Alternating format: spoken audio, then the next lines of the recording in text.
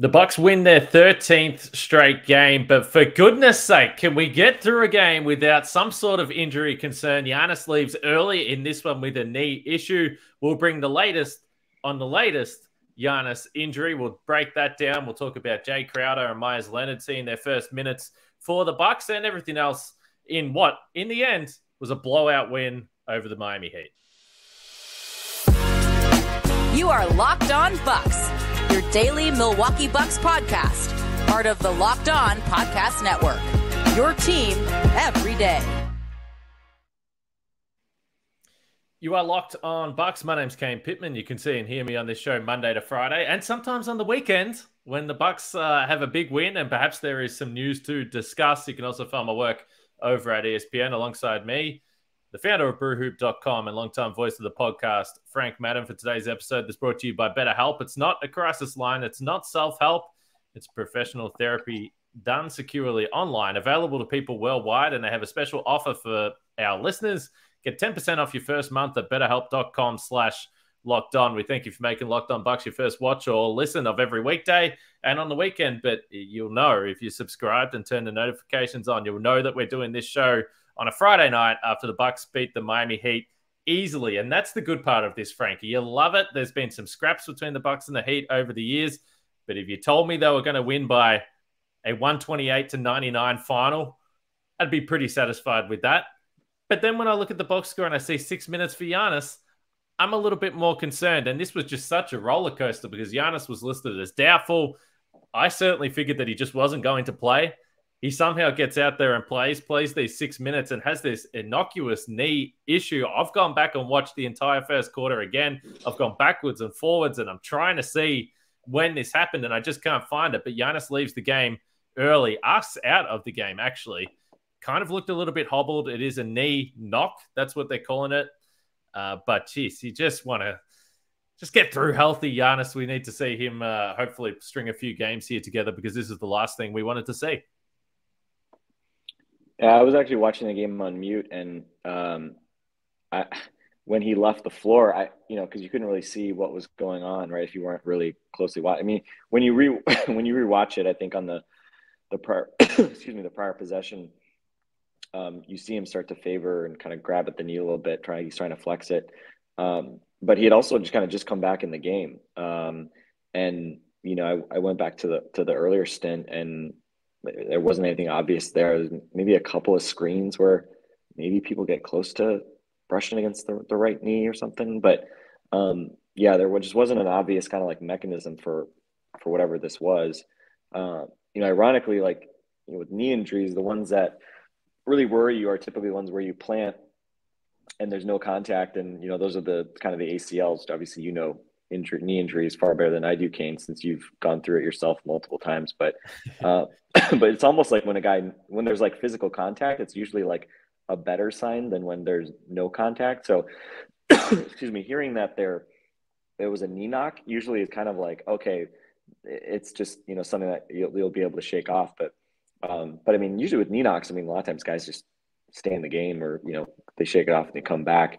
And this was weird because nobody's really been able to see where it actually was, and obviously he tries to go through it and then just kind of realizes he can't. I mean, hey, good that he's not trying to fight through it in a situation like this where obviously he shouldn't be risking it. But when it first happened, I thought like, oh, did he hurt his wrist again? And then immediately I'm just thinking like, why the heck was he playing tonight in the first place? He goes from doubtful yesterday to questionable this morning to available, and again it's like Wolverine healing powers for that wrist, and then unfortunately gets a couple early baskets, had 4 assists, 4 rebounds, obviously looked fine, but then can't finish the game for the second straight game. By the way, he's lost like 1.5 points off his scoring average here. Game very frustrating for someone who's stats obsessed over Giannis as I am. So it's like the 30-point mark. It's just the gravitational effect. He's, I think, down around 31 a game now. So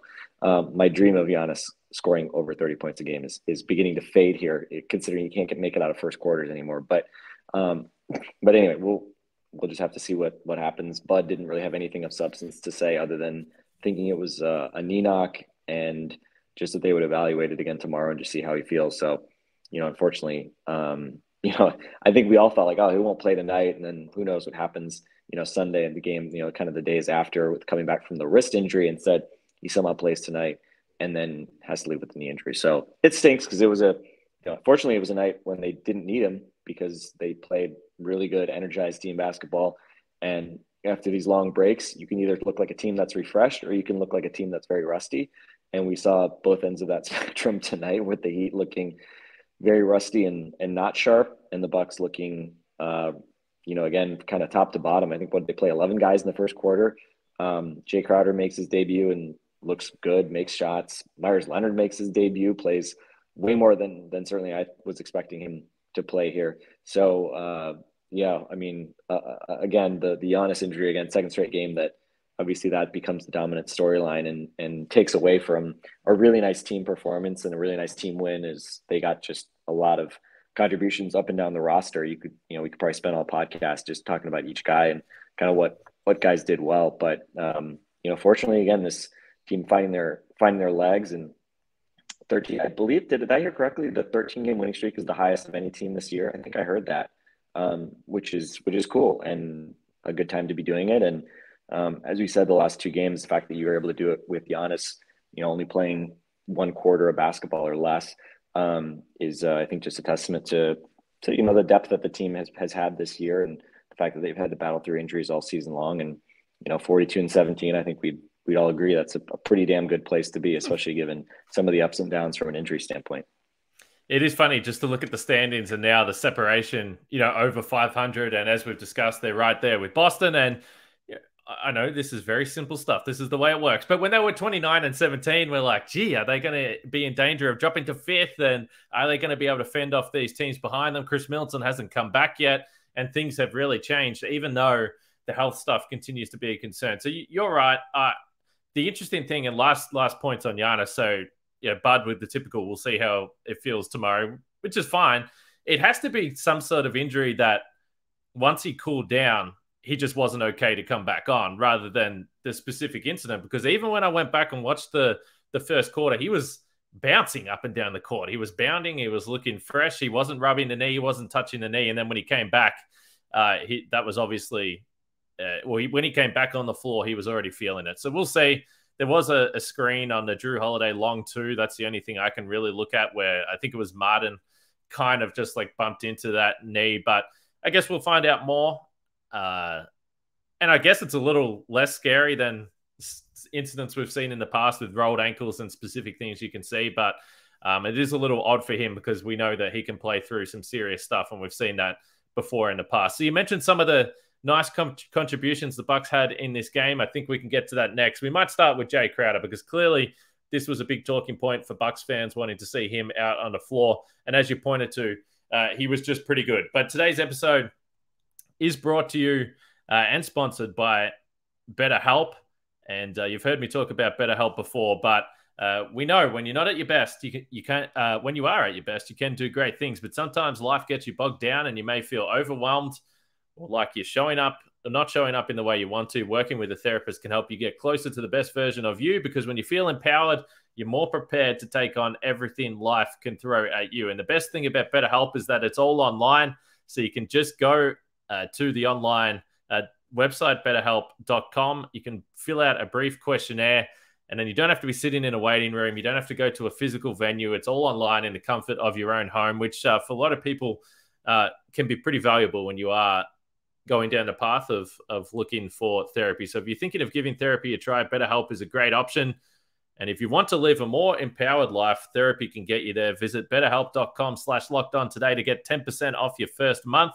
That's BetterHelp, HELP.com/lockedon. All right, Jae Crowder made his first appearance for the Milwaukee Bucks, and a nice ovation. I thought, look, the Bucks fans are really happy to see Chris Middleton out on the floor, but it might have been for Jae Crowder playing his first minutes for the Bucks. He did come off the bench, obviously, in this game, but he played 16 minutes. He had the 9 points, the 3 rebounds, 2 for 2 from 3. And we know this is the way from history, Frank, the way it works. Jae Crowder will either be 100% from 3 or 10% from 3. And tonight, It was 100% night. But I just thought there was lots of little things that you can see. We had that podcast earlier in the week with Gerald Bourget, who covers the Phoenix Suns, and he said, look, communication defensively, he was a guy that's always instructing, directing, and we saw that a couple of times. They were switching a lot with Crowder defensively, and then he was the guy that immediately was like yelling at Grayson Allen, all right, let's switch back off the ball. Those types of things I thought just stood out to me for a guy that was in his first minutes with the team.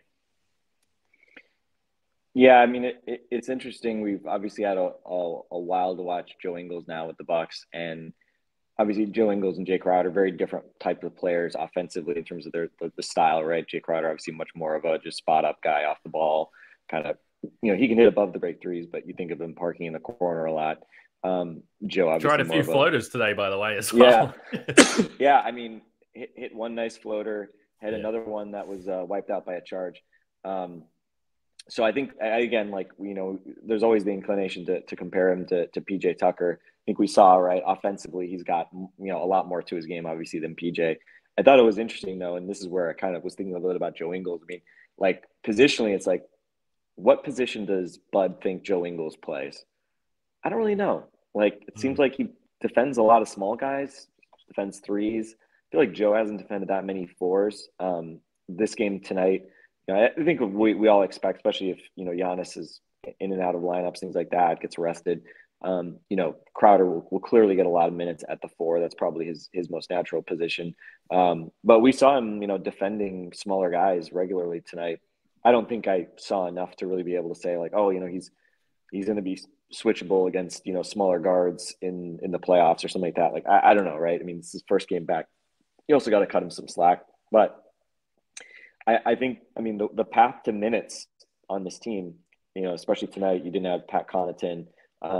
No Wes Matthews either, but obviously Wes, his minutes have been irregular. But Pat is a guy, obviously, that plays, 20, 25 minutes every night when he's healthy. And Pat, can play some 4 minutes, but he's also playing a lot of 3, some 2 as well. So I thought it was interesting to see Jay playing and defending, smaller guys pretty regularly tonight. I think Bud is comfortable kind of playing big. And I think he probably realizes, like, if he wants to play the guys that he likes, it's probably going to require him to have to play Jae Crowder, Joe Ingles, against smaller players, against quicker guys, things like that. And, that's where obviously having Brook Lopez in particular, Giannis, if he's out there as well, having those guys as your kind of backline of defense enables you to maybe do some things that otherwise you might not with bigger, slower guys on the perimeter. So yeah, I think positionally just going to be very curious to see where he gets minutes. I think, for him to come in tonight and what did he have? I forget. I don't have in front of me how many minutes he played tonight. Actually, here, I have it here. 16 minutes. 16 minutes, 9 points on 5 shots. You really couldn't have asked for a whole lot more from him. Steal, 3 rebounds, +9 in those minutes. And, we obviously to be continued as far as Giannis' situation. But certainly you feel way better about the Bucks' depth, being able to kind of, paper over, for instance, Giannis's absence or Chris Middleton's absence, just having one more guy that you feel comfortable with putting at the forward spots. And, probably the other guy, while we're talking about guys who kind of help paper over when Giannis is out, Bobby Portis, the other returnee tonight coming back from injury, Bobby didn't look like he'd missed a month, right? I thought he was really good. I think he was 5 for 5 in the first half, 18 points, 11 rebounds, got his customary double-double in just 22 minutes and, gave them a spark early. I think he had a 3-point play, like almost right when he came into the game off a pass from Giannis driving to the basket. And, again, they obviously did pretty much all this winning streak without Bobby. And now getting him back, we obviously thought it was going to be timely, him and Crowder coming back when we expected Giannis to be out. We'll see what happens with this new injury. But yes, good to be reminded of what the mayor can do for this team. And, hey, having a bunch of guys make shots, look engaged, and play well. That's, these are the best kind of problems to have, right? When you feel like, we got depth and good players are going to have to sit every night. So, again, don't want to get too far ahead of ourselves with the possibility of injuries looking around every corner. But I thought Bobby was really good. And obviously Chris Middleton was the other kind of question mark heading into the break with his injury.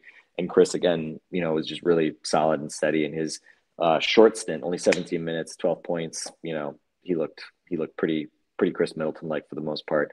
So, again, we're now getting that time of the season, right? Less than 2 months left, where you start to think like, man, if you get an injury right now, if you need to get like a knee scoped or have something happen, right? I think back to Brogdon getting injured in the 2018-19 season. That was, I forget exactly how long that was, but it was, I think, about a 6-week or something like that. You start to get nervous, right, when you're getting this close to the end of the season. Like, hey, turned ankle, small stuff. Like, okay, it's going to happen, but you obviously just want to make sure that guys don't suffer any kind of longer term injuries, because the runway is getting short. And let's just stay healthy, guys. Let's make the last couple months here relatively healthy for all of our mental health sake. Absolutely, because we don't know at this point. There's plenty of options. We've spoken about the starting lineup, and we don't know if there was some sort of injury who would be this year's Sterling Brown to slide into the starting lineup, which I believe he did. Was that year where he came in and then Brogdon came back for the second round against Boston, I think. But no, you're absolutely right. We are, and people always say this, and I don't know. I've kind of been sucked into it as well, even though we've discussed the run home so many times, that it's very close to the postseason now. Only 22 games or thereabouts for the Bucks, 23 games for the Bucks until the postseason. So it's going to go very quickly. I did get a tweet through this game. I think you were tagged in it, Frank. I'm not sure if you were tagged in it, but the comment was basically, now that we've seen what Jae Crowder can do, and by the way, I believe this was in the second quarter of the game, so it was very, very early in the Jae Crowder experience, but it was like, now that we've seen what Jae Crowder can do on both ends of the floor, is Kane finally ready to admit that Joe Ingles won't be playing in the playoffs? Now, I mean, I will just say this. We've discussed the questions on Joe Ingles' defensive stuff all season long, but the reason why you should be loving Jae Crowder is exactly what you discussed, and having Wes Matthews there. Jae Crowder is probably an upgrade on Wes Matthews. To me, I think that's a perfectly reasonable take to have. But you love the fact that you got both of those guys there. You're on mute, so you're trying to. The Bucks clearly acquired Jae Crowder thinking that he's an upgrade on Wes to that point, right? You don't give up 5 second-round picks for a guy that you don't think can beat out Wes for minutes, and obviously you may need both guys. Who knows? And I definitely said, hey, I want to be sure. Let's see if he actually is better than Wes Matthews. But I think tonight we saw some of the examples, right? I mean, he's just a little less, offensively in particular, right? He's just able to do a little more stuff with the ball, even if he's not obviously a guy that you asked to create shots. Yeah, but you love it, because now you've got 2 of those guys, and you might need both of them for a series against Boston. And as we've discussed the whole way through, including me, there might be a series where you're like, okay, yeah, this doesn't make sense for Joe to play here. But as you said, they're very different players. So I don't think it's like, okay, you've got Crowder, now Ingles is out. You should be loving the fact, if you're a Bucks fan, that if everyone stays healthy, you're going to have all these options, because we've seen when they even went through and won the title, there'll be series where some guys just does not make sense. There'll be other series where it does make sense to play those guys. So that was actually what I was thinking. No concern for the Aussie not playing in the postseason, more just like excitement about the different options they have on the roster if everyone stays healthy. So I think it's absolutely a positive. I'll tell you what else is I'm going to ask you about Meyers Leonard. But speaking of guys that we weren't sure how many minutes they would play, and obviously that changed tonight. So we're going to get to that coming here in a second. And then AJ Green chat. We'll finish this podcast with some AJ Green chat as well. We have to do that. But first, Nissan's most electric player of the week is brought to you by the all-new, all-electric 2023 Nissan Ariya. And it goes to Jae Crowder. I said this on yesterday's podcast, and now that we've seen him play, he is the most electric player of the week. And we understand why. Just like the Nissan Ariya, he is brilliantly fierce and fiercely elegant. Defensive stuff, offensive stuff. That floater was pure elegance from Jae Crowder tonight, including the one that he got called for an offensive foul. But we know Jae Crowder delivers on both ends of the floor, and the Nissan Ariya 2023 delivers on duality as well. The combination of fierceness and elegance, beautiful but strong. The perfect SUV crossover, the 2023 Nissan Ariya, packs Pintier seat power and premium intelligence all in one EV.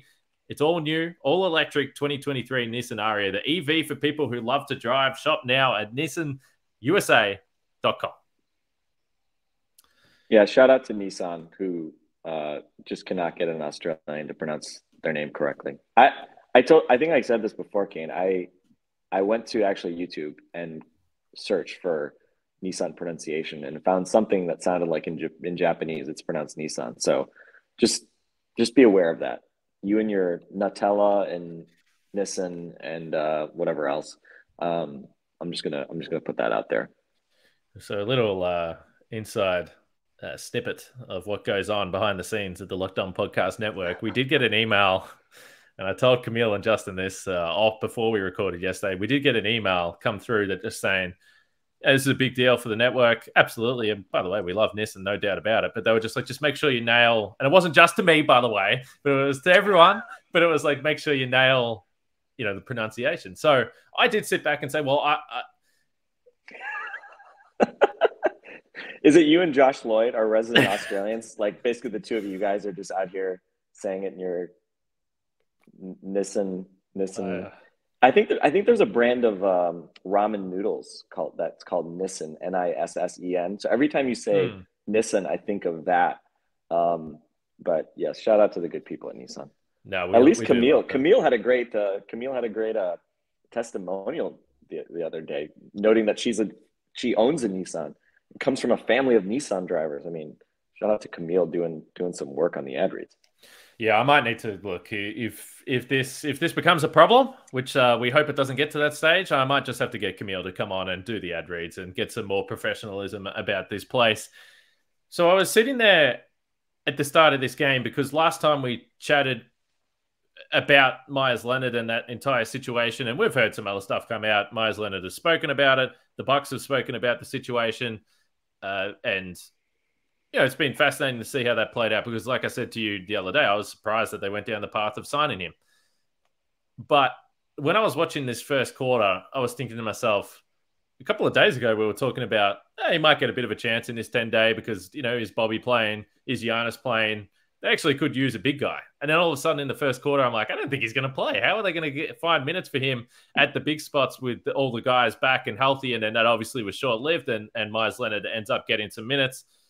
One of the things he said in his press conference when he was talking about his role, he was like, well, look what Brook Lopez has done. I can try and defend the way he does. Now, he's not saying he's Brook Lopez. He was not saying that. We don't expect that. But he was definitely trying to play that role. They had him in the drop coverage. I thought a couple of times he was probably just a little bit too deep, but that's obviously something he's got to figure out along the way. But he did take a couple of threes. He knocked down a three that Hubie Brown nearly fell out of his seat. He was like, oh, wow. When he knocked down, it was a quick trigger three there from the left wing. But I don't know. He played 14 minutes. Again, if the Bucks are healthy, are there really that many opportunities to play? Probably not.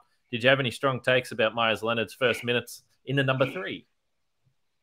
No, although I feel like a 7-footer wearing number 3. I don't know. I just something about it just doesn't feel right. I feel like the number 3 needs to be on a guard. But yeah, I mean, it was a good environment for him to get some run.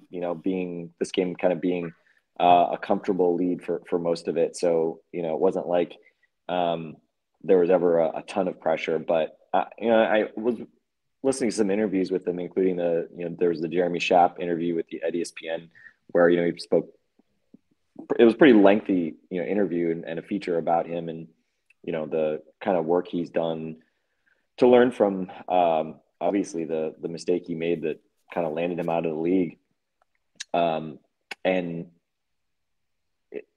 he's obviously had a lot of time to kind of just generally think about, what happened, and also went through some injuries, which he talked about a little bit too. I mean, he had just had some shoulder surgery when he had the anti-Semitic slur, and then he obviously gets shipped out in a trade and then released, and then I believe he had ankle surgery and had some nerve issues as well. So I mean, it's been a while since he's played basketball, and he talked about how he's going to be nervous, feeling a lot of different emotions actually getting back on the floor. So probably a good way to do it, getting to play during kind of a normal course of a game. It wasn't garbage time, but it also obviously was a game where the Bucks had a comfortable lead for the majority of it, and he just kind of got out there to do big guy stuff and short arms his first couple of jump shots, and then but did have a couple offensive rebounds, had 6 rebounds total in those 15 minutes.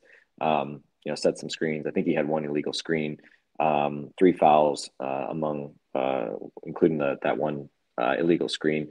But yeah, I mean, the 3-pointer he hit, I mean, I think was sort of representative of, he's not a Dwayne Dedman style center who shoots threes, who's a guy that just doesn't get guarded and then, just kind of hooks up these shots like brick badly most of the time. I mean, he can shoot it. I mean, he's a career 39% 3-point shooter on pretty good volume, right? I mean, that sort of became his role. He started 2 finals games when Bam Adebayo was hurt in the bubble.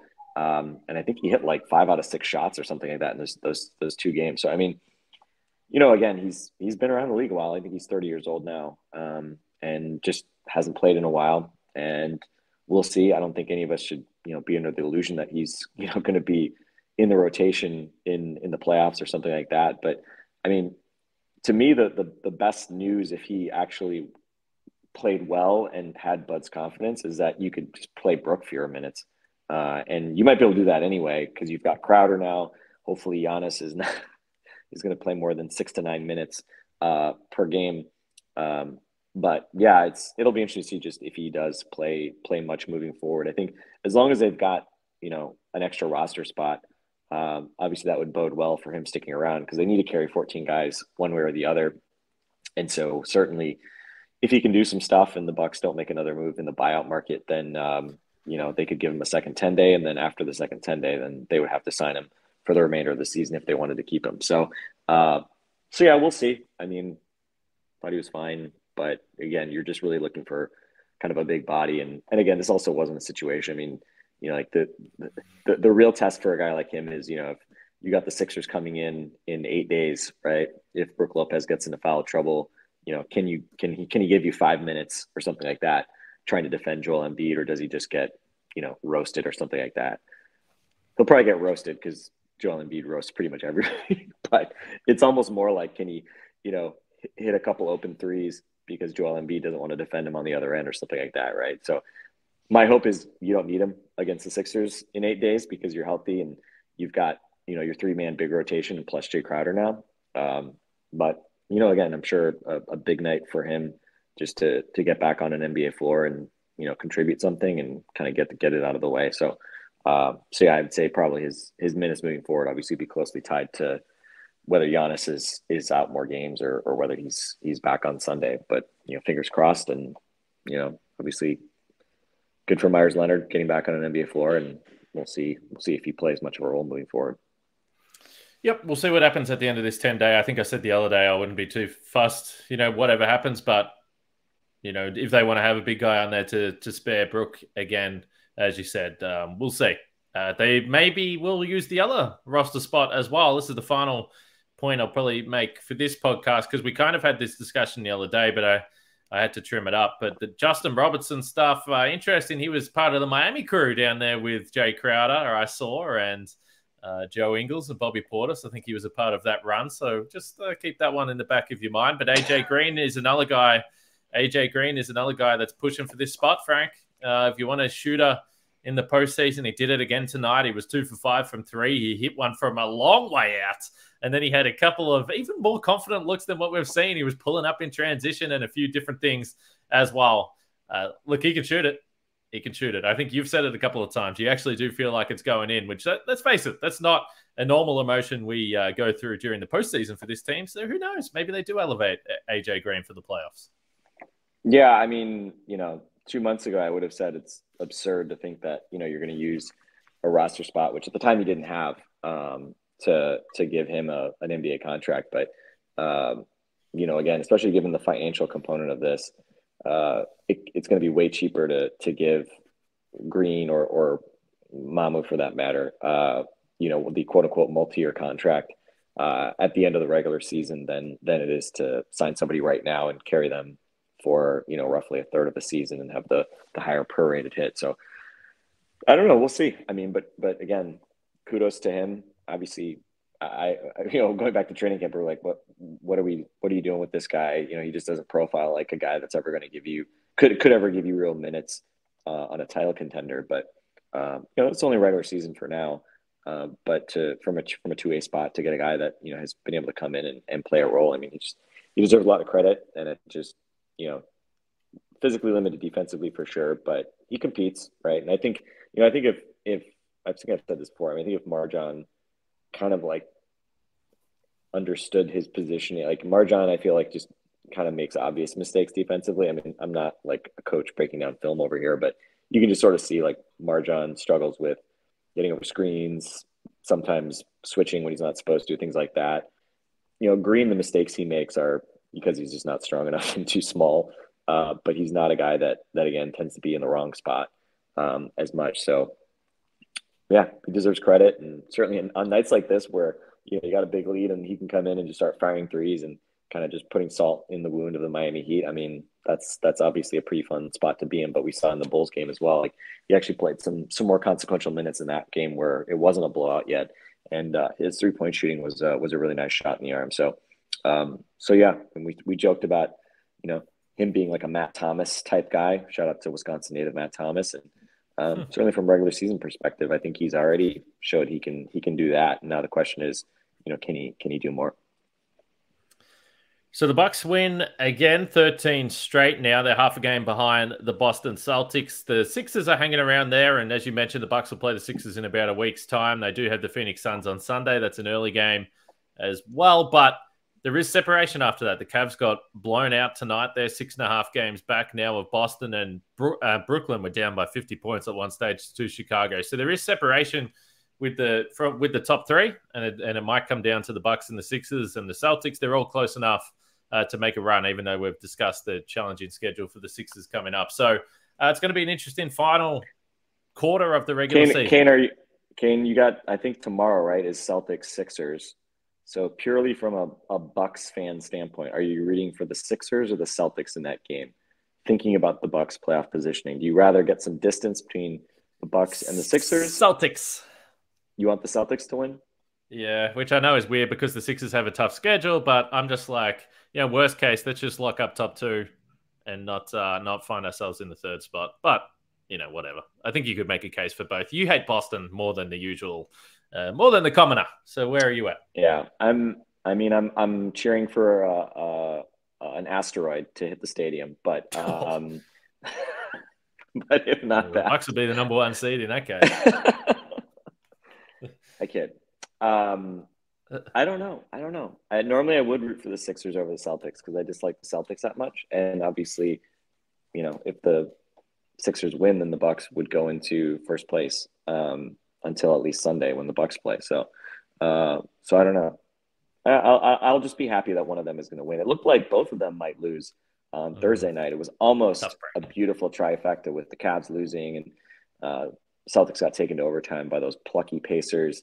And the Grizzlies, man, the Grizzlies. What's going on with the Grizzlies? I feel like the only time I notice the Grizzlies are playing somebody that I want them to beat, and then they just freaking screw it up. Like they are missing Steven Adams so badly right now. It's embarrassing.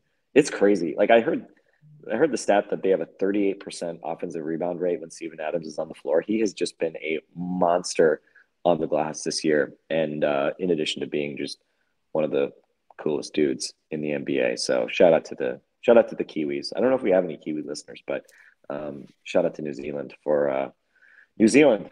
It rocks. Sorry, Flight of the Conchords reference for any fans out there. One other thing before we go, Justin, you asked Justin and Camille the other night about if players voted for MVP, and Justin made the comment that LeBron would win MVP if that was the case. I disagree, Justin. I disagree. I went back and looked at the All-Star voting. Okay. There were 220 player votes, I believe. I think in each conference, maybe roughly. Giannis, guess how many he had? 220. Guess how many Nikola Jokic had? 220. Guess how many LeBron James had? I thought you were just going to keep rolling. 200? 193. So the players won't vote for him to start the All-Star game, but they are going to vote him MVP. Come on, Justin. Come on, man. I get it. Players idolize LeBron James, but the players would not vote him MVP. They know the Lakers suck. Come on, Justin. Give the players a little bit of respect. I was surprised by that one. I must admit. That was a surprising one, but that's what we like.